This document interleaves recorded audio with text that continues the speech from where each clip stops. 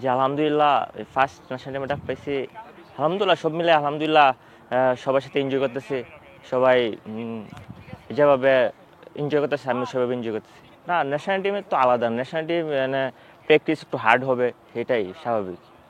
সেটা আমার জন্য ভেরি ডিফিকাল্ট চ্যালেঞ্জ হিসেবে নিতে হবে আমার। ইনশাল্লাহ ট্রাই করতেছি টিমে ঢোকার জন্য। না কেন, সবাই ফ্রেন্ডের মতনই, বড় ভাই আছে, ফ্রেন্ড আছে, সবাই আলহামদুলিল্লাহ সবাই ভালো। অবশ্যই আমরা আলহামদুলিল্লাহ যে আমরা ইয়াতে আসি, সৌদি আরবে আসি, সবাই সুস্থ আছি। এখন পর্যন্ত আমরা খুব ভালো ট্রেনিং করতেছি। গত দিনগুলো তো বেশি ঠান্ডা ছিল, আজকে আলহামদুলিল্লাহ বৃষ্টি হয়েছে, এমনকি খুব আমরা ভালো ফিল করছি।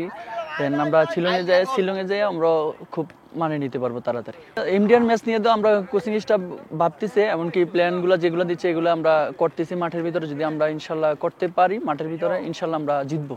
এই সপ্তাহটা খুবই একটা ইম্পর্টেন্ট উইক আমাদের গিয়েছে। এই মাইক্রো সাইকেলটা মূলত যাচ্ছে এবং এটাতে আমরা এই আজকের যেটাতে ফোকাস করেছিলাম যে আপনার কিভাবে আমরা ডিফেন্ডিং ব্লকগুলো করব এবং কে প্রেসিংয়ে যাবে, কে তাকে ব্যালেন্স করবে, মূলত এই টেকনিক্যাল কিছু ইনফরমেশন।